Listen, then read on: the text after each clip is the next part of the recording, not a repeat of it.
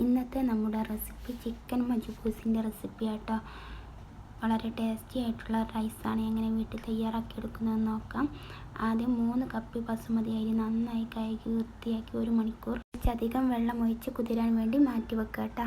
ഇനി ഞാൻ കഴുകി വൃത്തിയാക്കി 1/2 കിലോ ചിക്കനിലേക്ക് 1/2 ടീസ്പൂൺ മഞ്ഞൾപ്പൊടി, 1/2 ടീസ്പൂൺ കാശ്മീരി മുളക് പൊടി, 1/4 ടീസ്പൂൺ വലിയ ജീരകം പൊടിച്ചത്, പിന്നെ ഇഞ്ചി വെളുത്തുള്ളി പേസ്റ്റ് 1 ടേബിൾ സ്പൂൺ കൂടെ, പിന്നെ 1 ടേബിൾ സ്പൂൺ ലെമൺ ജ്യൂസ് കൂടെ ചേർത്ത്. ഇനി നമ്മൾ ചേർക്കാൻ പോകുന്നത് 1/2 ടീസ്പൂൺ സോയാ സോസ്, അതേപോലെ 1/2 ടീസ്പൂൺ ടൊമാറ്റോ കെച്ചപ്പ്, പിന്നെ ലെമൺ ജ്യൂസും കൂടെ പിഴിഞ്ഞൊഴിച്ച് നന്നായിട്ട് ആവശ്യത്തിന് ഉപ്പും കൂടെ ചേർത്ത് കൊടുക്കണം. നന്നായിട്ട് മിക്സ് ചെയ്യട്ടോ.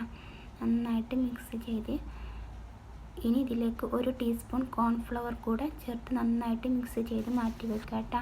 ഇനി ഒരു പാൻ എടുത്ത് അതിലേക്ക് കുറച്ച് സൺഫ്ലവർ ഓയിൽ ഒഴിച്ച് കൊടുക്കുക. നമ്മൾ ചിക്കൻ ആദ്യം ഫ്രൈ ചെയ്യണം. അതിൻ്റെ ഓയിലാണെങ്കിൽ അതും ഒഴിച്ച് കൊടുക്കുക കേട്ടോ. ഞാനിപ്പോൾ ഇവിടെ സൺഫ്ലവർ ഓയിലാണ് എടുത്തിട്ടുള്ളത്. ചിക്കൻ ഫ്രൈ ചെയ്ത ഓയിലാണെങ്കിൽ അതും ചേർത്ത് കൊടുക്കുക. 4 ഏലക്ക, 2 പട്ട, 1/2 ടീസ്പൂൺ ചെറിയ ജീരകം, അതേപോലെ 1/2 ടീസ്പൂൺ കുരുമുളക്, പിന്നെ 1/4 ടീസ്പൂൺ പച്ചമല്ലി, 4 ഗ്രാമ്പൂ ചേർത്തിട്ടുണ്ട്. നന്നായിട്ട് പൊട്ടിച്ചെടുക്കുക കേട്ടോ. ഉടനെ തന്നെ 1 ടേബിൾ സ്പൂൺ ഇഞ്ചി വെളുത്തുള്ളി പേസ്റ്റും കൂടെ ചേർത്ത് നന്നായിട്ട് മിക്സ് ചെയ്യട്ടോ. ഇനി ഒരു വലിയുള്ളി നമ്മൾ സ്ലൈസായിട്ട് അരിഞ്ഞെടുക്കുക. ക്യൂബായിട്ട് അരിഞ്ഞെടുക്കുമല്ലോ, അതുപോലെ അരിഞ്ഞെടുത്തത് ചേർത്ത് കൊടുക്കുക. കൂടുതലൊന്നും വേണ്ട, ഒരു മീഡിയം സൈസിലുള്ള ഒരു വലിയുള്ളി മാത്രം മതി. അത് ക്യൂബായിട്ട് അരിഞ്ഞത് ചേർത്ത് കൊടുത്ത് ഇളക്കി കൊടുക്കുക കേട്ടോ.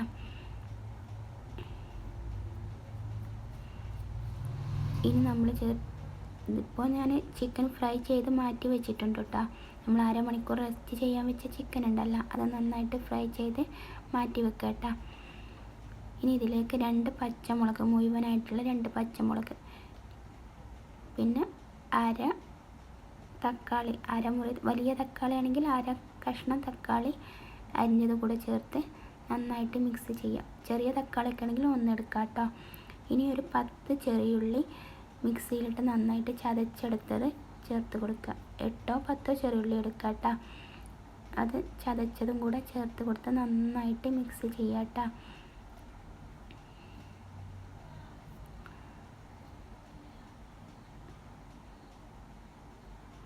നന്നായിട്ട് വഴന്ന് വന്നതിന് ശേഷം ഇനി നമുക്കിതിലേക്ക് ഒരു തക്കാളി പേസ്റ്റാക്കിയത് മിക്സിയുടെ ചെറിയ ജാറിലിട്ട് പേസ്റ്റാക്കി 1 തക്കാളി കൂടെ ചേർത്ത് നന്നായിട്ട് വഴറ്റി കൊടുക്കുക. ഈ തക്കാളിയുടെ ഒരു പച്ച സ്മെല്ല് പോയതിന് ശേഷം ഇനി സ്പൈസസ് ചേർത്ത് കൊടുക്കുക കേട്ടോ.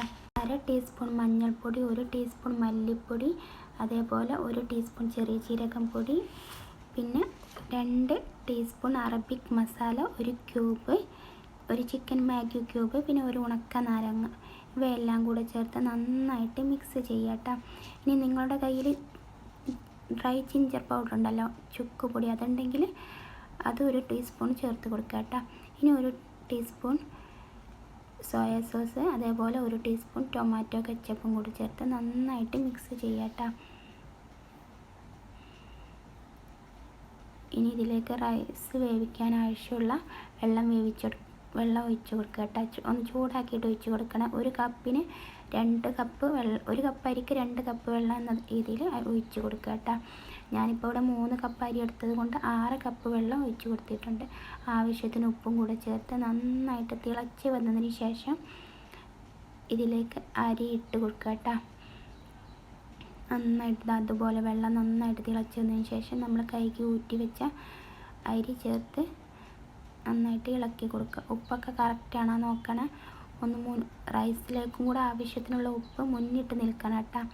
നന്നായിട്ട് ഇളക്കി കൊടുത്ത് ഒന്ന് തിളച്ച് വന്നതിന് ശേഷം, വെള്ളം നന്നായിട്ട് തിളച്ച് വന്നതിന് ശേഷം ചെറിയ തീയിലാക്കി ലോ ഫ്ലെയിമിൽ വേവിച്ചെടുക്കുക കേട്ടോ.